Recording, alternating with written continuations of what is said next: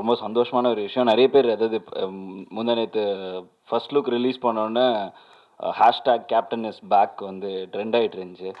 So வந்துட்டு எனக்கு எல்லாரும் ட்வீட் பண்ணது என்னன்னா வந்துட்டு நெறைய பேர் என்ன கேட்குறது வந்து ஃப்ராங்காக சொல்லணும்னா, இந்த படத்தை எதுக்கு அக்செப்ட் பண்ணீங்க? எதுக்கு அக்செப்ட் பண்ணீங்க? மெயின் ரீசன் அப்படின்னு சொன்னா வந்து தமிழன் என்று சொல் அப்படின்னு ஹிப்ஹாப் தமிழன் தமிழன் என்று சொல் எனக்கு நான் முதல்ல வந்தது வந்து ஹிப்ஹாப் தமிழன் ஆல்பம் தமிழ் பற்றி சொல்லி தான். ஸோ அதனால் அதுக்கும் இதுக்கும் ஒரு பயங்கர கனெக்ட். ரெண்டாவது ஒரு ஒரு பயங்கர ஆசை கேப்டன் சாருக்கு வந்து ஒரு படத்தில் ஒரு மியூசிக் டைரக்டர் ஒரு பயங்கர சேலஞ்சான ஒரு விஷயம். ஏன்னா வந்துட்டு இதை நான் எப்படி ஸ்கோர் பண்ண போகிறேன் அப்படின்னு நிறைய பேர் ஏற்கனவே நிறைய பேர் ட்வீட் இந்த இன்டர்நெட் க்ரௌட்லலாம் நிறைய பேர் நீங்கள் என்ன பண்ண போகிறீங்க அப்படின்னு கேட்குறாங்க. ஸோ இது ஒரு சேலஞ்சாக எடுத்து பண்ணணும். மூணாவது ஹிப்ஹாப் தமிழா நாங்கள் 2 பேர், நான் இன்னொரு ஜீவா. ஸோ ஜீவாவோட ஜூனியர் வந்து சண்முக பாண்டியன். ஸோ அந்த வகையில் ஒரு நல்ல நட்பும் கூட. ஸோ அப்படி ஒரு விஷயம். அண்டு அது எல்லாத்தையும் தாண்டி ஒரு ஒரு அட்டெம்ப்ட் தமிழ் அப்படிங்கிற ஒரு விஷயம், அதை பற்றி நிறைய ஒரு படத்தில் நிறைய விஷயங்களை சொல்ல போகிறோம். நிறைய நான் இன்னைக்கு பேச முடியாது லான்ச் அன்றைக்கி. ஸோ அதனால் வந்துட்டு இது ஒரு நல்ல அட்டெம்ப்டாக இருக்கும். கண்டிப்பாக ஜெயிப்போங்கிற ஒரு நம்பிக்கையோடு இன்றைக்கி ஸ்டார்ட் பண்ணுறோம். ஜெயிக்கிறோமோ தோக்குறோமோ அதெல்லாம் மறந்துடலாம். இது தமிழை பற்றிய ஒரு படம், தமிழுக்கான ஒரு படம். அதனால் தமிழன் என்று சொல்லடா, தலை நிமிர்ந்து நில்லடான்னு இந்த படத்தில் நின்றுருக்கேன். இந்த படம் நான் வந்து கிட்டத்தட்ட ஒரு 50-60 கதைக்கு மேலே தான் கேட்டதுக்கப்புறம் தான் இந்த படம் ஓகே பண்ணது. அண்ணன் அம்மா தான் மெயினாக கதை கேட்டாங்க. ரொம்ப டிஃப்ரெண்ட்டான கதை, நம்ம தமிழர்கள் எல்லாரையும் பெருமைப்பட்ட வேண்டிய கதை இது. ஸோ எல்லாரும் இந்த படத்தை பாருங்கள். தமிழன்னா யாருன்னு இந்த உலகத்துக்கு தெரிய வரும். அப்போ தான் வந்திருக்க எல்லாருக்கும் வணக்கம், மேடையில் விட்டுருக்கும் வணக்கம், போட்டோகிராஃபருக்கு வணக்கம். வந்திருக்க எல்லாருக்குன்னா நீ எல்லாரும் தான் போட்டோகிராஃபரு தனித்தனியாக சொல்லக்கூடாது. யாரை விட்டு போயிடலாம், ஏன் என்னை விட்டு போச்சுன்னு சொல்லுவாங்கிறது தான் எல்லாருக்கும் வணக்கம்ன்றேன். இதுக்கு மேலே என்ன மரியாதை வேணும் உங்களுக்கு? வந்திருக்க எல்லாருக்கும் வணக்கம்னு நீ வரலையா அப்படின்னு கேட்காத. போட்டோகிராஃபர்லாம் வரலையா? போட்டாதானே விழுந்து எடுத்தீங்க, நீங்கள் தானே எடுத்தீங்க. ஏன் இதெல்லாம் சொல்கிறேன்னா, எல்லாருக்கும் வணக்கங்கிறது இந்த மாதிரி தரம்பிரிக்க வேணாங்கிறது தான். எல்லோரும் ஒரு இதுன்னு தான் நான் சொல்கிறேன். அதே மாதிரி அப்படி பார்த்தா என்னுடைய கட்சி எம்எல்ஏகளுக்கு வணக்கம் அதுவும் சொல்லலாம்ல, சொல்லட்டுமா? எதுக்காக நான் சொல்லலை? இதான் என் கட்சிக்காரங்க, இதான் எதுனாலும் இப்போ தேசிய முற்போக்கு திராவிட கழகத்துக்கு வணக்கம்னு சொல்லலான்னு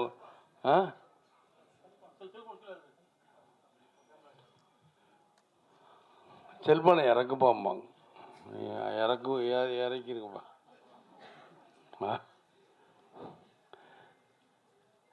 இந்த படம் முதல்ல இந்த படத்தை பற்றி நான் சொல்லிடுறேன், அப்புறம் நம்ம ஏதாவது மாதிரி வச்சுக்கிறோம். ஏன்னா இந்த படம் முதல்ல கதை கேட்டேன். கதை கேட்கும்போது நான் வந்து முதல்ல நடிக்கக்கூடாதுங்கிறதுல தான் பிடிவாதமாக இருந்தேன். அப்புறம் கதை கேட்டு மனைவியும் எங்கள் பெரிய பையனு இந்த கதையை கேட்டாங்க, நடிக்கணும்னா இன்ட்ரெஸ்ட் பண்ணுறாங்க. கேட்டால் சொல்ல திரும்ப அப்போ டைரக்டர் வந்து கதை சொன்னார்ல, சொன்னதுக்கப்புறம் தான் நான் நடிக்க ஆரம்பித்தேன். ஏனென்றால்னா சண்முக பாண்டி நடிக்கிறாங்கிறதால மொழி படம், தமிழ் மொழி, அதுக்காக நடிக்க ஒத்துக்கிட்டேன். அதுலேயும் வெறி இருந்தது, அந்த இதில் ஒரு வெறி இருந்துச்சு. அவர் சொல்கிற கதையில் ஒரு வெறி இருந்துச்சு. இயக்குனர் சொல்லும்போது நல்ல வெறி இருக்கே, நான் சொல்கிறேன், நான் நடிக்கிறேன் அப்படின்ட்டு. முதல்ல 4 மணி நேரம் யோசனை பண்ணேன், நடிக்கிறேன். அப்போ என் மனைவியும் என் பெரிய பையன் விஜயபிரபர் வந்து கடை எப்படி இருக்கு டேடி கதைன்னாங்க. அப்பா அம்மா நான் இப்போ டேடின்னு உங்களுக்கு ஷார்ட்டாக சொல்கிறேன், இதுக்கு என்னடா அப்படின்றாதீங்க, ஏன்னா நீங்கள் எல்லாம் அப்படி பேசக்கூடியவங்க தான். அதுக்காக விஜயகாந்த் அவ்வளோன்னு சொல்கிறேன். ஏன்னா இல்லைப்பா எப்படிப்பா இருக்குன்னு கேட்டான். நல்லா தான் இருக்குது, ஏண்டா நான் வந்து தேர்தல் மக்களுக்காக மக்கள் பண்ணி இப்படின்னு போய்கிட்டு இருக்கேன்னு நீங்கள் பண்ணுறீங்க அப்படின்ட்டான் பெரிய. அப்போ சரி, நான் என்ன இப்போ வீட்டில் இருக்கவங்க சொல்கிறாங்க மொழி படம், நான் இப்படி நீங்கள் தானே பண்ணணுங்கிறாருன்னா அப்புறம் இயக்குனர் சொன்ன நம்ம பண்ணணுமா? ஆமாம் நீங்கள் தான் பண்ணணும். ஏன்ப்பா தமிழ்நாடு நம்ம நடிக்கிறே இல்லையா?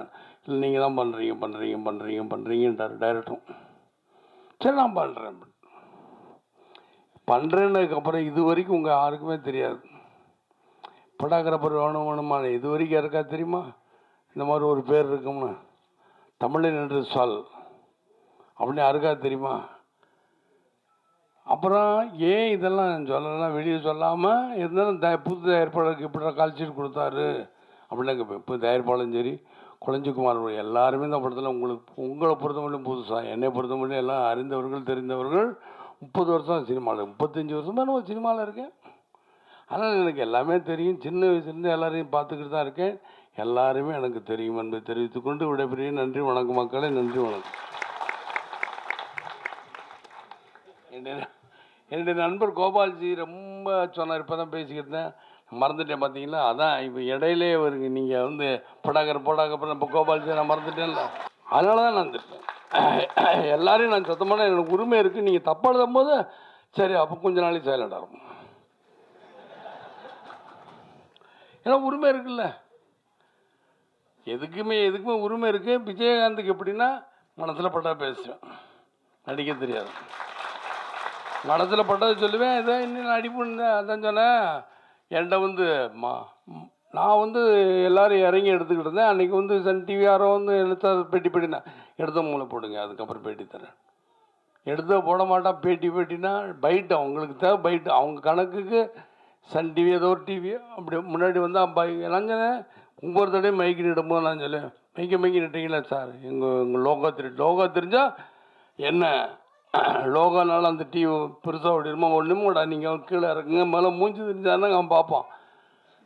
மூஞ்சியே தெரியாமல் உங்கள் மைக்கை மாத்திரம் நிட்டிக்கிறான். சார் பேசுங்க எங்கேருந்து மூஞ்சி தெரிஞ்சால் தானே அவன் பார்ப்பான். அதனால் பேசுங்க நான் பேசுகிறேன் சத்தமாக தான், இவங்களுக்காக தான் சத்தமாக பேசுகிறேன் என்பதை தெரிவித்துக்கொண்டு இந்த படம் மிகப்பெரிய வெற்றியடையும். ஏனென்றால் எல்லாரும் நினைப்பி விஜயகாந்த் கத்தியை வச்சுக்கிட்டு இருக்காரு, என்னமோ சொல்ல போகிறேன். நிச்சயமாக இந்த படம் மாறுபட்ட படமாக இருக்கும் என்பதை அடித்து சொல்கிறேன். நிச்சயமாக இந்த படம் மிக எழுச்சியான படம்.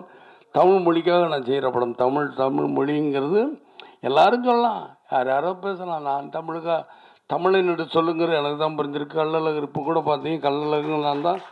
அதே மாதிரி தான் மீனாட்சி திருவிழாவில் எந்தெந்த ஊர் அந்தந்த ஊருக்கு சொந்தக்காரன். நான் தமிழுக்கு நான் தான் சொந்தக்காரன். இன்றைக்கி தமிழன் என்று சொல்லணும் எனக்கு கிடச்சி ரொம்ப நன்றி வணக்கம். அது இயக்குனருக்கும் தயாரிப்பாளருக்கும் என் நன்றிகள் தான் வணக்கம் தெரிவித்துக் கொண்டு விடைபெரிய நன்றி வணக்கம் மக்களே. நன்றி வணக்கம்.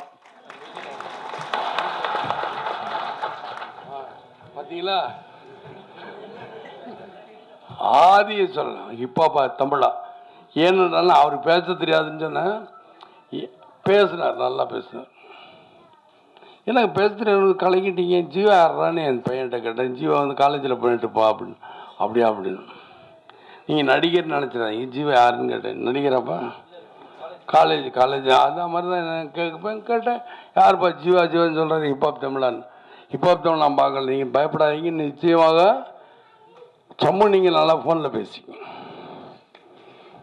என்கிட்ட கூட பேசணுங்கிறதுல. ஏன்னா இங்கே அரசியல் பேச வேணான்னு பார்க்குறேன், பேசியிருப்பேன்.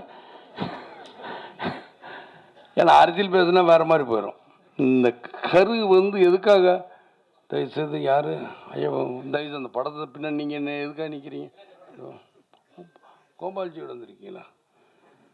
சாரி சார், அந்த படம் தெரியட்டுங்கிறக்கா நிற்க அப்போ எடுத்துக்கிறாங்க. ஏன் இதெல்லாம் சொல்கிறேன்னா, ஹிப்ஹாப் தமிழ் அவர்களும் சரி, குளஞ்சிக்குமார் அவர்களும் சரி, இயக்குனர் பொன்சங்கர் அவர்களுக்கும் சரி, தயாரிப்பாளர் சதீஷ் சிரிடி அவர்களுக்கும் சரி. என்றால் எல்லாருக்கும் சாயலாம் சதீஷ் சாரம். சிரிடினா சிரிடிக்குழுக்கு போகிறது கூட பத்திரிகையில் தான் எழுதிட்டாங்கன்னாங்க. நான் போனால் என்னையா, நான் போக தான் போகிறேன். நான் ஒரு கல்யாணத்துக்கு போகிறேன் 22ஆந்தேதி எல்லாரையும் கூப்பிட்டு தான் போகிறேன். யார் வர்றாங்கன்னு இஷ்டம். கொஞ்சம் சின்ன திருத்தம், எம்எல்ஏ படம் எல்லோரும் தான் வரோம். 150 பேரும் போக போகிறோம். அப்போ என்ன பண்ண போகிறீங்க பார்ப்போம், அன்னைக்கு பார்ப்போமே. ஏற்பட்டு என்பதை தெரிவித்துக்கொண்டு நீங்கள் நல்லா எழுதணும். இது எனக்கு முக்கியத்தில் என் பையனுக்காக நீங்கள் எழுத வேண்டும் என்று தாழ்மையுடன் கேட்டுக்கொண்டு விடைபெறி நன்றி வணக்கம் மக்களே. நன்றி வணக்கம்.